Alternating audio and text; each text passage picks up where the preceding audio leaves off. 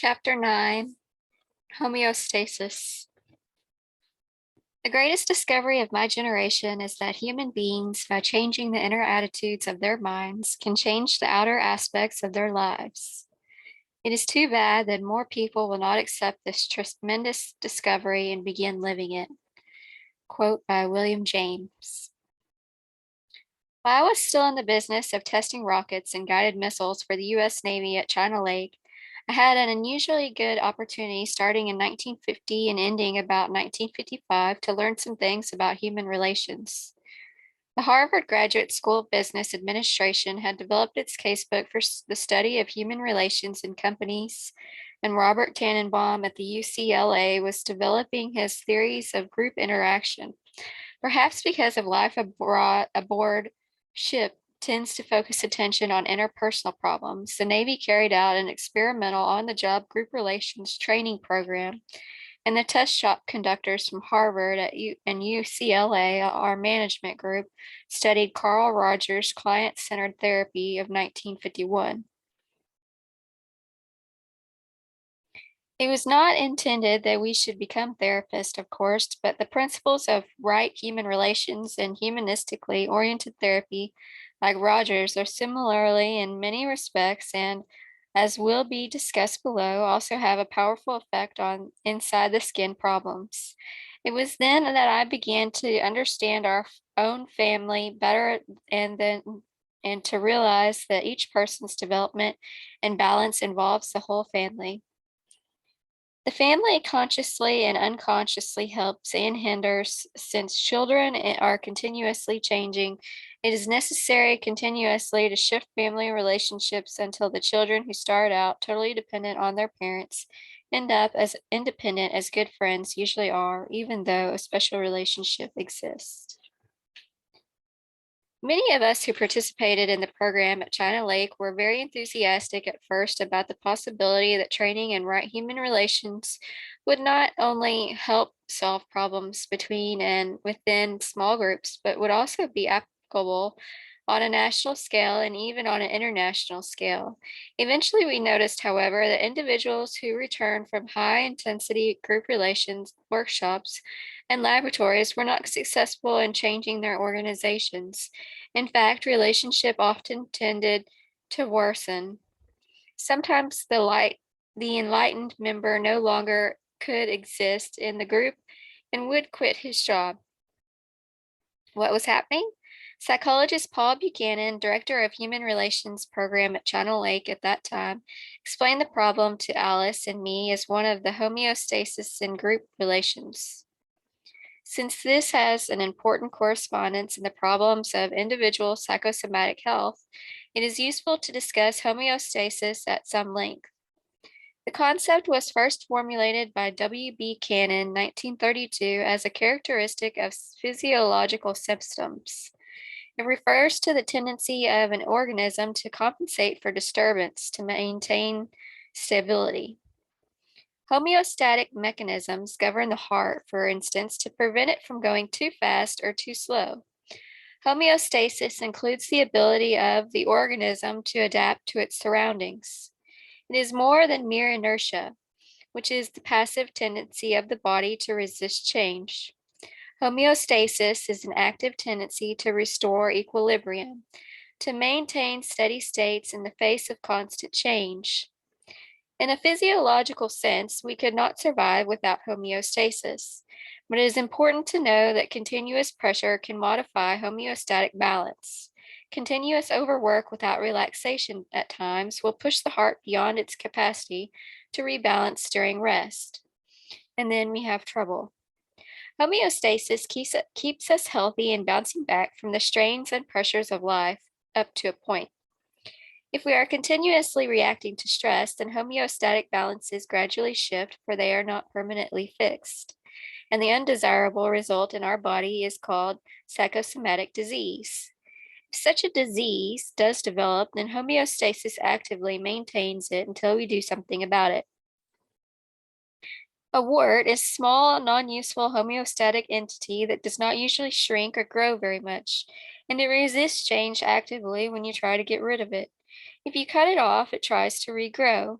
Habits are also homeostatic, and perhaps in one sense or a bad sense in a psychological wart, if destructive enough, it might be called a psychological cancer. Gordon Alport's idea of personality traits developing functional autonomy is a concept in this direction. In any case, as Paul Buchanan said, it appears that every group of people represents a kind of psychological matrix, a psychological summation that acts to preserve itself against change. It is no doubt the individuals in a group who acts to resist change, but it appears that the group itself is resisting change. Thus, if a member of the group attended a training laboratory and returned with beautiful ideas of better group functioning, that individual was likely to be unconsciously encapsulated and neutralized by the group so as to prevent change. Somewhat as to cyst develops around a foreign object in the body. Homeostatic processes in groups are as clever as unconscious of individuals in blocking change. One striking illustration of the effects of group homeostasis occurred at Knott's. A high level executive got the idea that his organization would be a better tool in his hands if, in the joint effort of its divisions, branches, and sections, it worked more harmoniously, and he insisted on a study of group relations. Almost all of the management team then went through a 3-year program in human relations, but the boss himself declined. He said that if he went through the program, he might change and then wouldn't know who he was.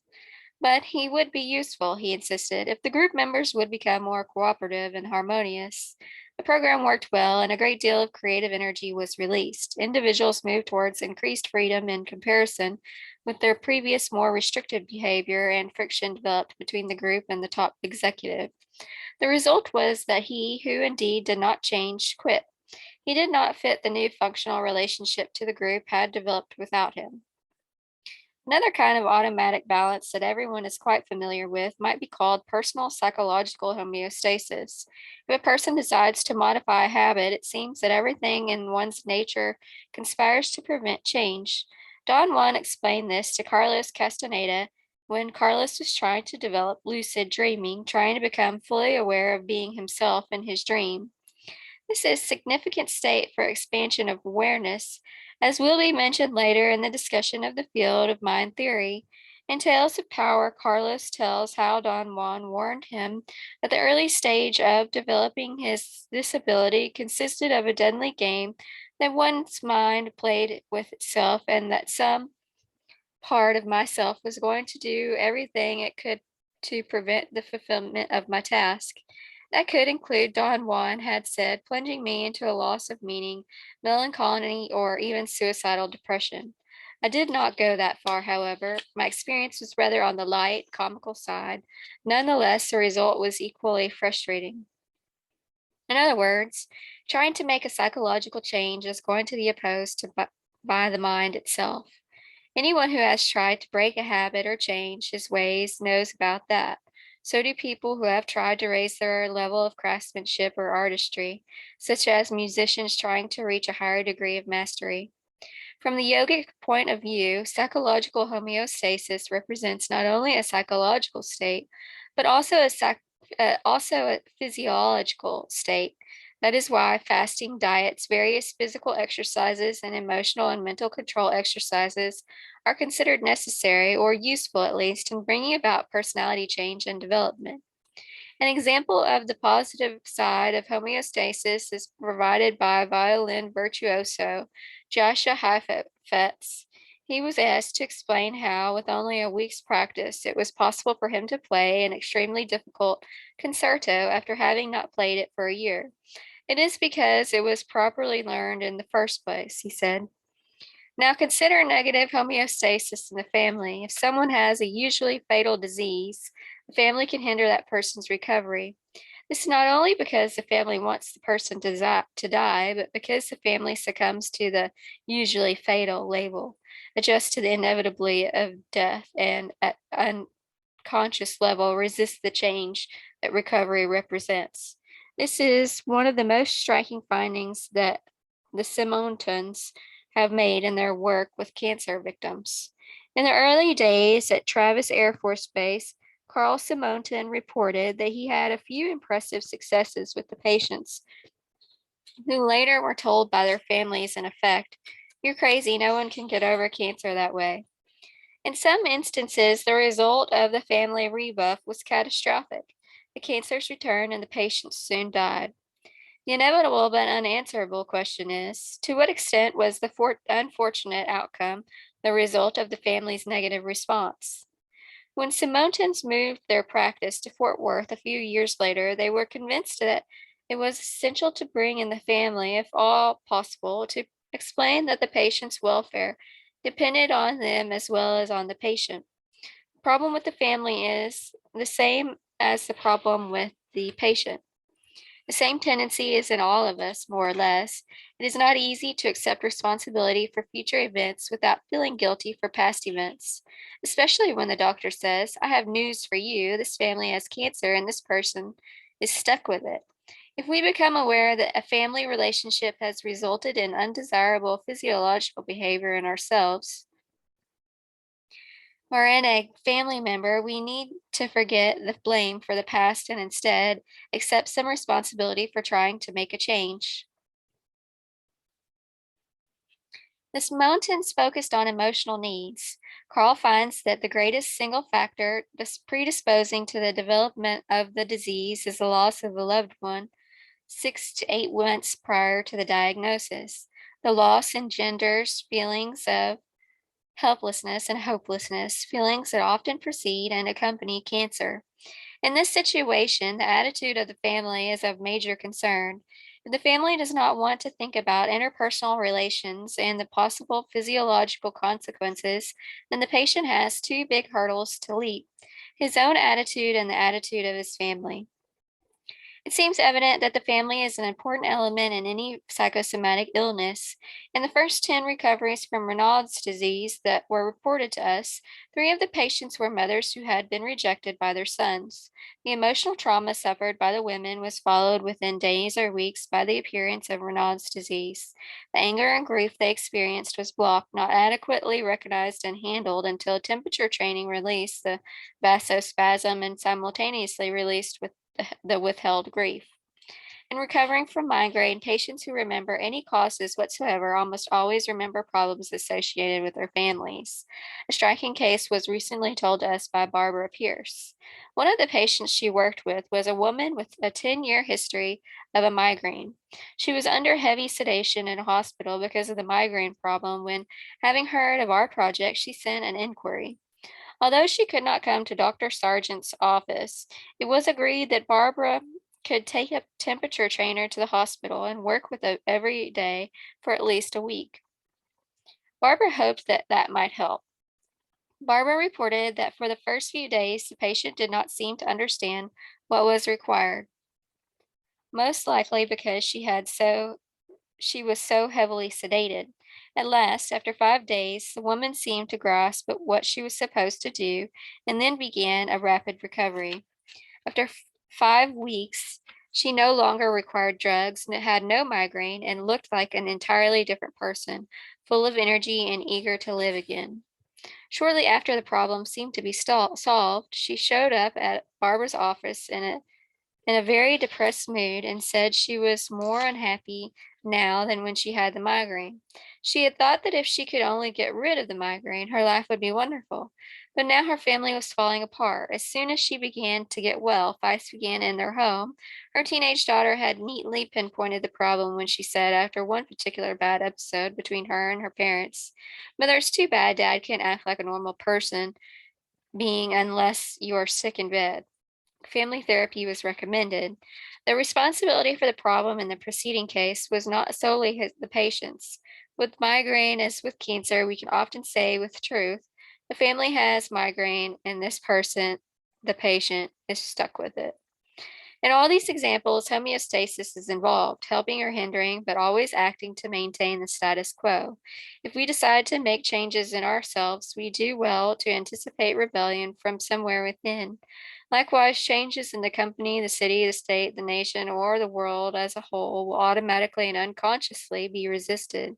The positive side to all of this is that persons of innate good will have a potent homeostatic effect on families and on society. Their natural response to problems is towards healing. They seem to resist disruption. They dissolve irreconcilable opposites and synthesize the energies released. Once we become conscious of the workings of homeostasis, we find it easier to change. As William James puts it, we can choose this thought instead of that thought, this emotion instead of that emotion, and eventually this behavior instead of that behavior. That is what biofeedback training is all about, to learn to move our homeostatic balance points in a direction we choose physically, emotionally, and mentally. One can envision the spreading ripples eventually affecting our society, internal law and order spreading from the individual to the family and to society rather than being imposed from outside by the state.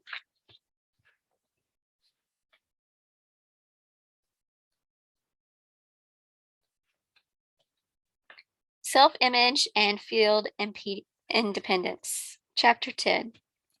We are dominated by everything with which our self becomes identified. We can dominate, direct, and utilize everything from which we disidentify ourselves. Quote by Roberto Asciagioli. This chapter occupies a unique place in the logic of this book. It is here that we begin to unravel the question, who am I? We will shift from the familiar to the unfamiliar. Up to now, the material has been covered is what everybody knows, even if they don't already know it. The logic, the machines, the techniques have been obvious. Even research and clinical data have accumulated so that the fact of interrelatedness of body and mind and the demonstration of control through biofeedback training are generally accepted by students across the country. Now we wish to enlarge the horizon and bring in another dimension, an existential experiential dimension in which parapsychological events are considered relative to the question, who am I? There is no abrupt change in our orientation, but the focus shifts more pointedly to questions of self and self-image and the impact of these concepts in certain fields. To begin, it is useful to mention Harold Whitkin's concept of field independence. By field, it is meant the environment that surrounds us. To be field independent means to be significantly independent of the environment. To opposite field dependence means to be significantly dependent on the environment. In the remainder of this chapter, Alice and I will be talking about three fields in respect to which we must develop independence in order to pursue the question, who am I? The idea of independence in three fields rather than in one field will be new to many psychologists, but it is an old idea to yogis, and it is the essence of Don Juan's teaching of Carlos Castaneda. It is also a fact that multiple levels of independence can be existentially demonstrated by almost anyone who takes the trouble of following various meditative exercises, but more of this later. Let us take a closer look at the Witkin studies preparatory to identifying the three fields we have in mind. In the late 1940s, Harold Witkin carried out an intense study of the way in which people perceive an object in relation to its surroundings, or a part within a larger whole, and the results indicated that whereas for some perception of the part was strongly affected by surrounding field, others were able to escape this influence and to deal with the part as or more or less independent unit. It is the idea of a part within a larger field on which we are going to focus attention to throw light on the question, who am I? Eventually, Witkin developed his idea quite fully in psychological differentiation, a perceptual test that Witkin devised for evaluating field independence is called the rod and frame test. A person sitting in a dark room is asked to determine when a phosphorescently luminous rod is vertical, that rod being contained within a phosphorescently luminous frame that is tilted at various angles in respect to the vertical. Subjects are said to be field independent if they have a difficult time determining when the rod is vertical as a result of being influenced by the position of the frame, the field. Subjects are called field independent if able to determine when the rod is vertical, regardless of the tilt of the frame.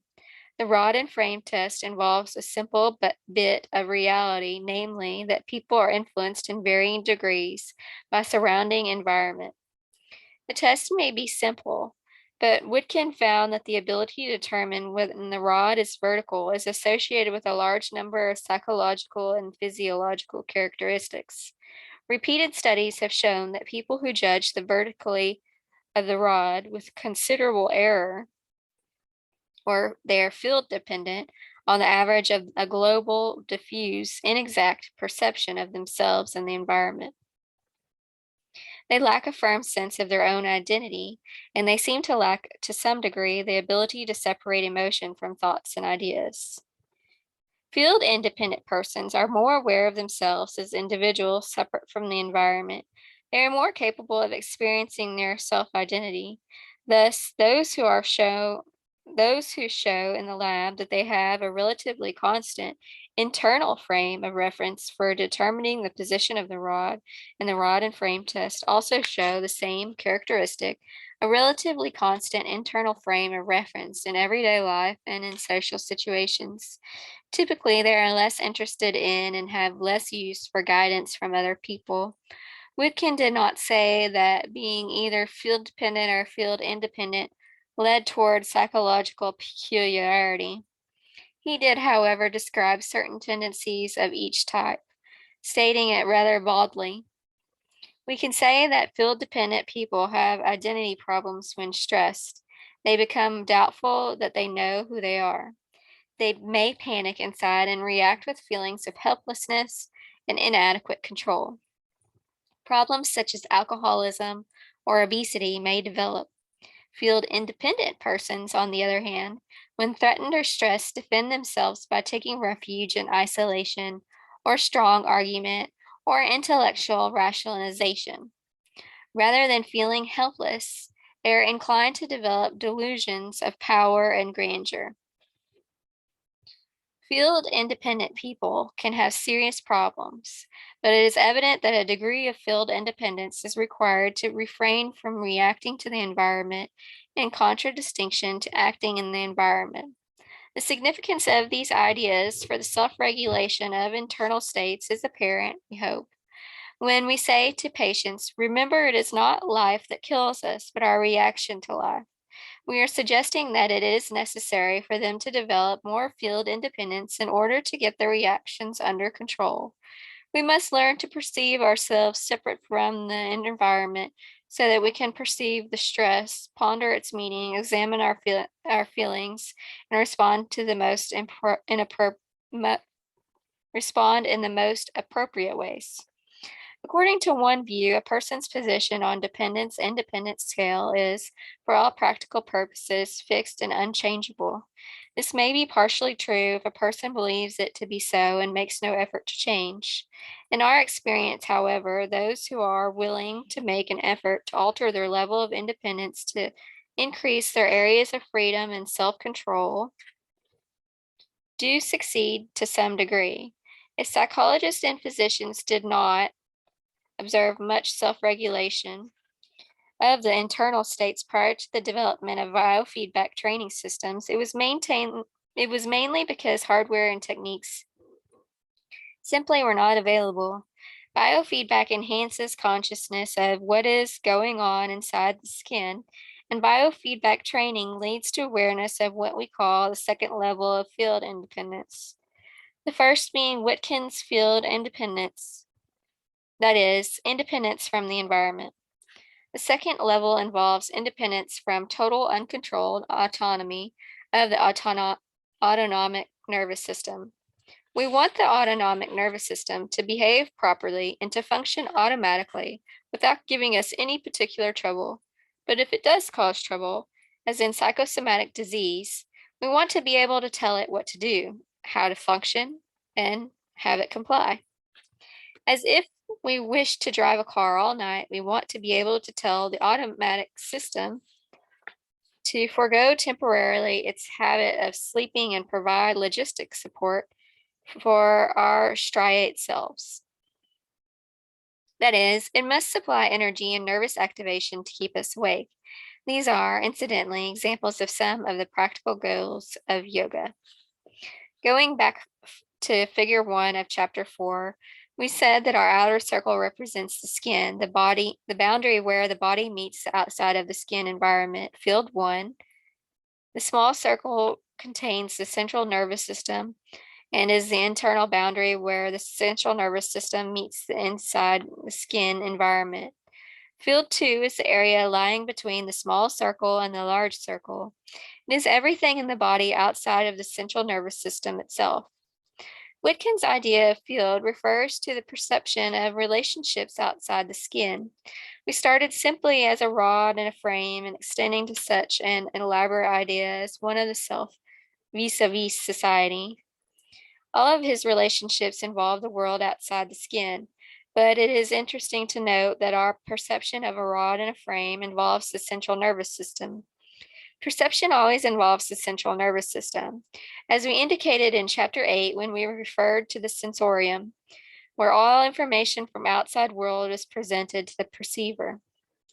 Prior to the development of biofeedback, the idea of independence in the world inside the skin and the field of body processes was not much thought about in the United States.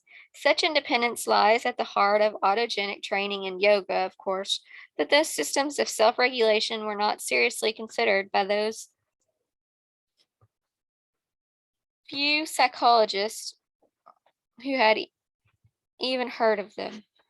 Now, however, biofeedback has opened for study a host of relationships, for instance, between changes in field dependence and the developmental skill with various kinds of biofeedback machinery.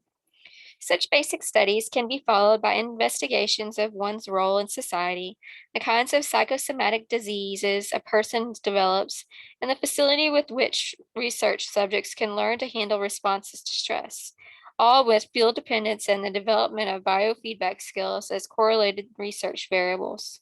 The question, who is the perceiver, brings us to field 3, in which we find ourselves embedded, which is, of course, the central nervous system itself. Since antiquity, people have wondered whether there is a little person in there in the middle of the head who perceives all the information brought in through sensory channels, but whose experiences are not determined entirely by the sensory input. That is, given that the genetic matrix provided by the egg and the sperm is the main constructor and maintainer of the central nervous system, using the raw materials in food, we are otherwise controlled entirely by rather various known inputs to the central nervous system, namely, 1, inputs from the outside world via the 5 senses, 2, inputs via the proprioceptive senses from the inside the skin world of muscles, joints, and tendons, 3, inputs via the interoceptive senses from the inside the skin world of viscera and other tissues not previously included. Much arguments revolves about this point, but in considering it, one is struck mainly by its futility, as if discursive intellect could lift itself by its bootstraps, so to speak, and prove that intellect is or is not a faculty of a higher being. Transcendental knowledge is existential rather than logical, according to the philosophies of the Zen Buddhist, the Hindu yogi, the North and South American Indian medicine men, the Tibetan Buddhist, the Sufi, the Kabbalist, the Christian mystic, and the Kalahari shaman in Africa. Clearly, the 3 fields, the 3 environments in which we feel we have our being, have an important influence on our self-image, and that self-image has an important effect on what happens to us, both inside our skins and in our outer world. But if our self-image totally determined by factors beyond our control, some people feel that if the mind affects the body and the body affects the mind, then a human is a closed loop, incapable of making a change in self-image or anything else. But as we have previously said, this is where volition comes into the picture. It seems to be able to affect changes within the dimensions of the mind-body system. But is volition itself merely part of a large but still closed physiological system? Again, as said in the beginning of this book, the only data that seem to have an unequivocal bearing on the question of volition as a metaphors are from the field of parapsychology. In our minds, parapsychology includes transcendental experiences, or direct knowing, extrasensory phenomena, or direct sensing, and psychokinetic phenomena, or direct action through the use of volition. Parapsychological phenomena provide, in our estimation, positive evidence that the one in that the I in who am I has characteristics that are to some extent independent of three fields. Why is this important? We believe that the healthy functioning of our body emotions mind unit depends on our self image, and to bring that triple unit under control, it is at least necessary to hypothesize that we are not ourselves limited to the machinery that we are attempting to regulate. What are we then? The most sophisticated answer that we get from the mystics is also that the only answer that has a metaphysical justification because of our nature of logic.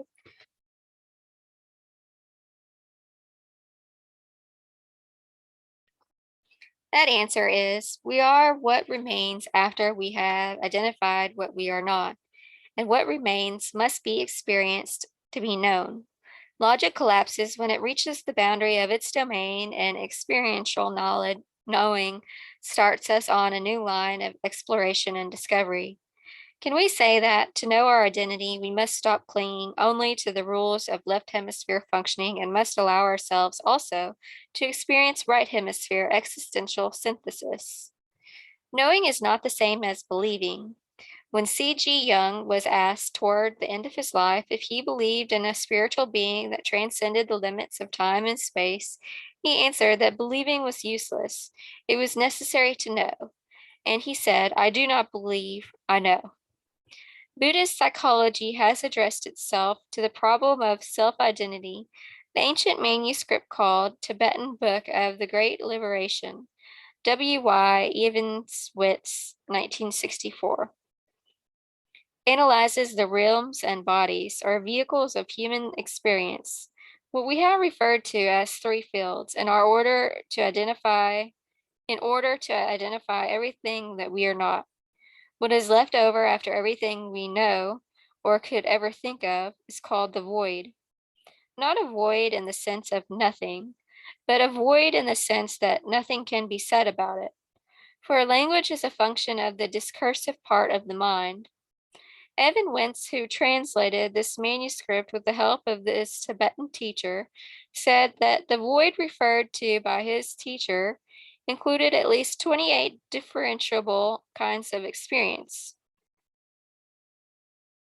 This is a purpose of the present discussion because the existence of extrasensory perception implies that the ultimate nature of mind, even if not logically explainable, includes at least one additional dimension of substance in order to receive thought transmission and allow for psychokinesis beyond the bounds of the presently defined three-dimensional central nervous system. In order to perceive ahead in time precognitively, it is probably necessary to hypothesize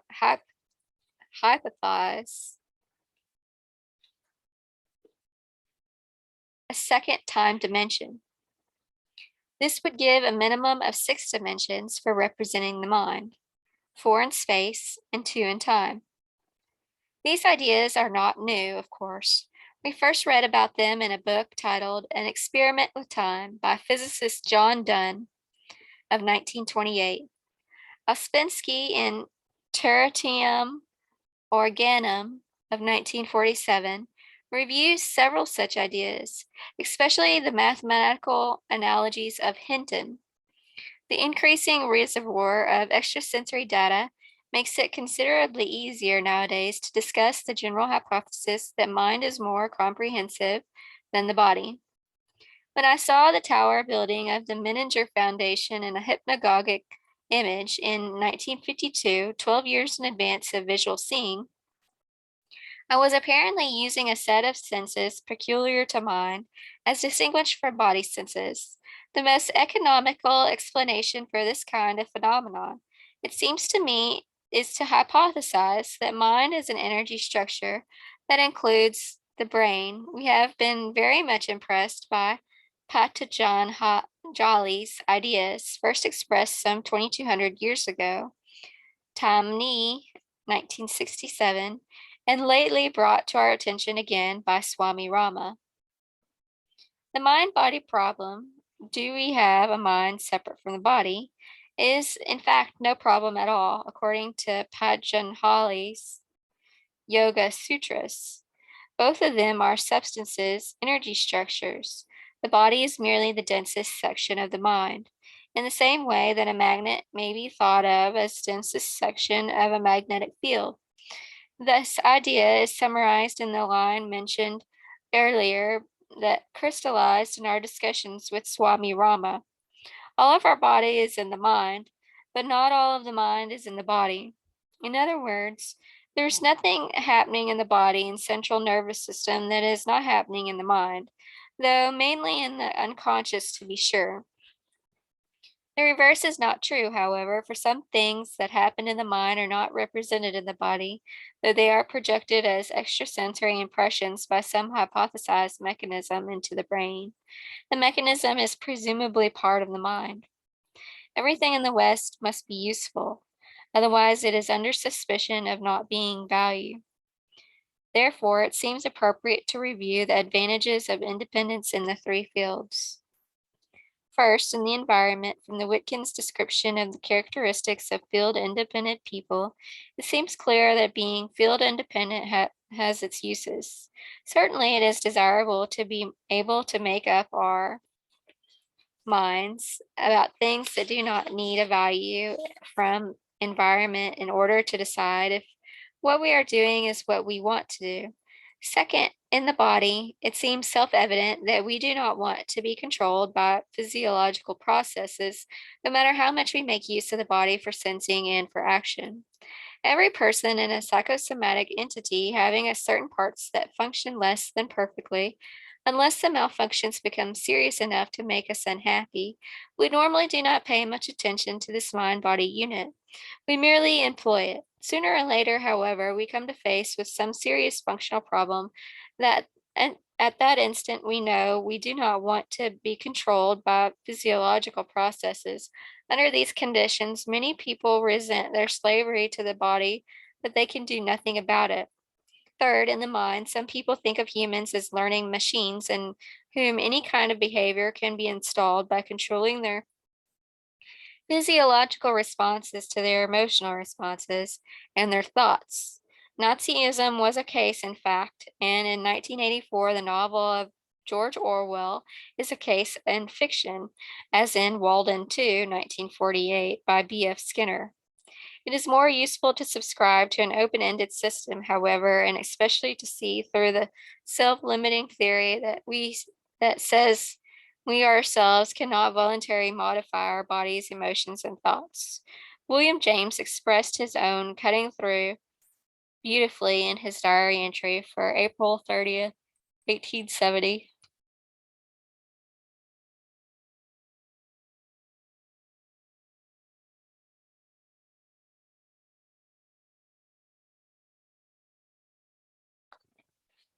It states, I think that yesterday was a crisis in my life. I finished the first part of Renaud Ver's essays and see no reason why his definition of free will, the sustaining of thought because I choose to when I might have other thoughts, need to be the definition of an illusion. My first act of free will shall be to believe in free will. Hitherto, when I have felt like taking a free initiative, like daring to act originally, without carefully waiting for contemplation of the external world to determine all for me, this emphasis added, suicide seemed most manly form to put my daring into. Now I will go a step further with my will, not only act with it, but believe it as well, believe in my individual reality and creative power. I will post it life, the real, the good. and self-governing resistance of the ego to the world, Murphy and Blue, 1960. It is notable that self-induced changes in behavior are ideas first. Later, emotional involvement generates enough energy to result in action. Mental flexibility precedes overt responses when old behavior patterns are being replaced. In all this, we feel that the central nervous system is uniquely involved, as summarized in Figure 5. In our estimation, the psychosomatic syndrome with the most people includes a case of mistaken identity. In Figure 5, the self that does the regulating is logically and existentially not thought, not emotions, not actions. Whatever it is, it exists in, or has extensions in, the realm of parapsychological inputs. The problem is that if we believe we are only our body, we cannot control it. If we believe that we are our emotions, then we cannot control them. And if we believe we are our thoughts, then they too cannot be controlled. It is interesting that Assagioli developed exercises in disidentification to handle the problems arising from such identification. In the Theta training program, we often give subjects the old yogic instruction for control of thoughts in order to help them move into the state of Theta reverie. Thinking thinks just as feeling feels. Pay no attention. If thoughts intrude, we tell them, don't bother about them. Just let them move through your awareness without reacting in any way. Soon the thoughts will run down as if they are running on little batteries. We don't interact with them. Their energy dissipates. To summarize this point, in order to come closer to knowing what we are, we determined what we are not. This old idea is effective in helping people master psychosomatic disease with biofeedback training. Somehow, the objectivity of the machine makes it possible for them to disidentify, to be field independent, and that detachment is instrumental in learning to self regulate. Transcendental experiences add to our knowledge of what we are and what we are not. In the study on which the article, Are We a Nation of Mystics? New York Times Magazine, January 26 of 1974, is based. Greeley and McCready used the techniques of a population survey to begin a study of mystical experiences. Motivated by no more elaborate theoretical concern than curiosity, they inserted a few questions on mystical experience into a survey of ultimate values in a representative national sample of 1,500 adults. Based on two pretest surveys and literature of mysticism, their first and basic question was, have you ever had the feeling of being very close to a powerful spiritual force that seemed to lift you out of yourself, an experience that can be best characterized by the word ecstasy? About 600 people reported having at least one such experience. 300 people reported having had several, and 65 reported having had such experiences often. Two-thirds of them rated such episodes as very intense at the top end of a 7-point intensity scale. There was neither time nor money to interview the respondents to obtain the experiences in their own words, but a checklist offered such expressions as I couldn't possibly describe. The sensation that my personality had been taken over by something much more powerful than I am, a sense of a new life or living in a new world, a sense I was being bathed in a light. Greeley and McCready found that those who reported having mystical experiences are not only socially or economically disadvantaged, they are most likely to be college educated, to have an income above $10,000 a year in 1972, and to be psychologically healthy.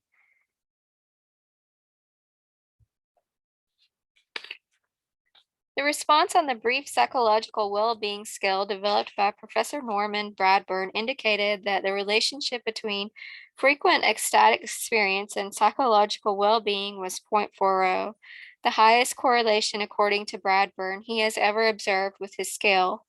The authors found that his correlation could not be explained away, as the effects of other variables such as education, sex, age, or race After the effects of these factors were statistically removed, there still remained a 0.39 correlation between well-being and frequent ecstatic experiences. For those who may not be familiar with the use of correlation coefficient, when multiplied by itself, zero point 0.4 times zero point 0.4 equals 0.16, the resulting number shows the fraction of well-being as determined in the Bradford questionnaire that can be directly related to the ecstatic experiences. In other words, with this questionnaire and with this group of people, 16% of the characteristic called well-being could be accounted for by its relation to ecstatic experiences, but not to education, sex, age, or race. Greeley and McCready were dismayed when their professional colleagues dismissed their findings with abrupt certainty, saying, "Those people can't be having religious experiences." They responded, "Maybe not, but they're having something, and whatever the hell it is they are having, it correlates with mental health at a very high level. If we had found any other correlate, the mental health establishment would be knocking down our doors, demanding to know more. If anything else but ecstasy were that good for you, it would sell as if it wouldn't be on the market next year." We thought the funding agencies responsible for mental health research would be intrigued by the correlation we had discovered between ecstasy and mental health. It turned out that simply didn't believe us. Such scientific objectivity is intriguing. Greeley and McCready report three general kinds of responses to the research findings about their colleagues and friends. First, skepticisms to the extent of attacking their findings as impossible and misleading. Second, an eager search for natural explanations such as tachycardia, electrical discharges in the nervous system, inherited shapes of nerve endings, fatigue, etc. And third, a quite surprisingly large number of people who came into the office or telephoned or wrote saying, "I wonder if you could be interested in some experiences I've had." After more than 20 random interviews with volunteers from this last group, Greeley and McCready found that, like the mystics of classical tradition, the interviewees perceived the phenomena as fundamentally cognitive. They saw the way things really are. The core of the event is knowing, the joy, peace, heat, light, as perceived as a result of knowledge. The friends and colleagues who reported such experiences were seen to be creative, happy, dynamic individuals. Respondents from both groups, the national sample and the volunteers, insisted that the experiences was an important thing in their lives, that their behavior and many other decisions were based on it. A quest for self-identity and an answer to the question, "Who am I?" underlies the meaning of life for many people. Transcendental experiences often provides clues. A new self-image may emerge and a change in the image of the universe, seeing it as benign and seeing oneself as with it. Evidence similar to that gathered by Greeley and McCready is being accessed by the Religious Experience Research Group at Oxford. See also Inglorious Wordsworth. It seems to us an important element in the effectiveness of any system for being about physiological change is a change in self-image. Carl Simonton mentioned to us one day that he was very much interested in biofeedback training. This was not because it would necessarily have direct application in his treatment of cancer, but because it would have a bearing on the self-image of the cancer patient. The problem with 80% of patients who would not try the training program was that they did not believe it was possible to change any physiological process. They felt too helpless and hopeless to even try. With biofeedback, however, the demonstration that it is possible to control one's temperature, for example, is so simple that the self-image automatically begins to change without the person's thinking much about it. After that, it's easier to begin creating a positive image, which the cancer may be in some way driven out or eradicated. Prison is one of the most striking environments in which self-image, with respect to three fields, is important. Prisoners are not generally satisfied with their self-image. Often they are willing to try a system for changing it. such as one developed by our daughter, Patricia Norris, director of our biofeedback seminars and workshops. Independence is desired of the environment, of the body, and also of the time and space limitations of the central nervous system itself. Prisoners who have been contacted concerning the possibility of setting up meditation programs in prisons have said that nowhere but in a monastery is the atmosphere so restrictive, and therefore conducive to pondering the question, who am I? In this autobiography, in his autobiography, Malcolm X said that until he found himself in prison, he literally had not begun to find himself. Perhaps he was one in a million, but many of the prisoners who have heard of biofeedback have been interested in the possibility of learning how to cope with the stresses of surrounding environment and with boredom, one of the major stresses of prison. In a monastery, one turns away from the outside world, choosing instead an innate attractiveness of the inner domain. In a prison, one is forcibly excluded from the larger outside world. In such circumstances, the attractiveness of the inner domain may be enhanced. Whatever the difference between prison and a monastery, prisoners are becoming increasingly interested in Edgar Cayce, transcendental meditation, the yogic philosophy of Ram Dass, and biofeedback training. Pat Norris has just completed her PhD dissertation on the use of guided imagery and biofeedback for change in self-image in prisoners. In describing the prisoners who were her research subjects, she says, I expected to find hardened men, exploitative and tough, who consciously had decided to get theirs the easy way, live off society, make it rich, and so on. Instead, I was finding fearful, angry, guilt-ridden, and impulsive people who perceived themselves as failures, who felt inadequate and had very low self-esteem, and who had most significantly perceived themselves and were perceived by others in numerous studies as victims. Victims of society, cultural deprivation, poor education, and lack of opportunity, broken homes and alcoholic parents, abusive treatment, and chaotic instability, victims of their own defenses, of their identifications, of their self defeating and self destructing behavior, of tension and anxiety, and low frustration tolerance, and poor impulse control. In developing a self image rehabilitation program for these prisoners, Pat began with psychosynthesis using the conscious expansion techniques of Roberto Ascioli. She thought that it would be useful and perhaps necessary if true rehabilitation was to take place to enhance in these individuals as an expanded sense of self. Having been a subject in our Theta Pilot group, Pat felt that the guided imagery techniques of psychosynthesis, when combined with self regulation techniques of biofeedback, would potentiate each other. That is, each would tend to increase the effectiveness of the other, a multiplication rather than a simple addition of the effects. The training program, therefore, consisted mainly of temperature training and guided imagery, relaxation followed by visualization of symbolic images that seemed to have powerful effect on one's life.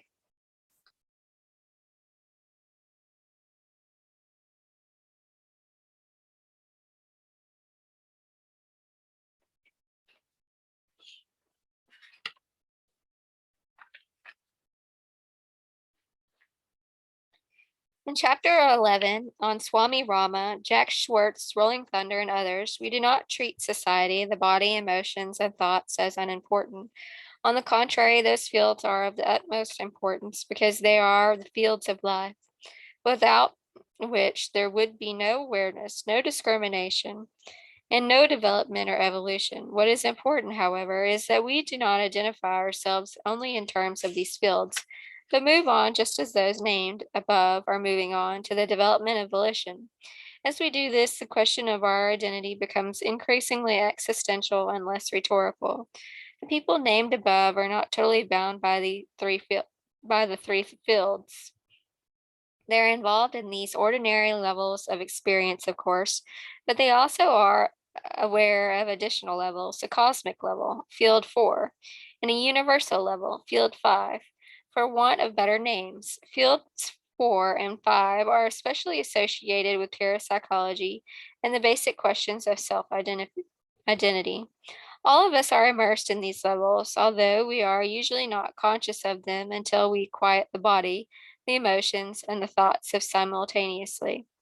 We will speak of these ideas at length later in discussing the field of mind. Partial awareness in these levels contributed something, we believe, to the integrative experiences of the college students who participated in our Theta training program.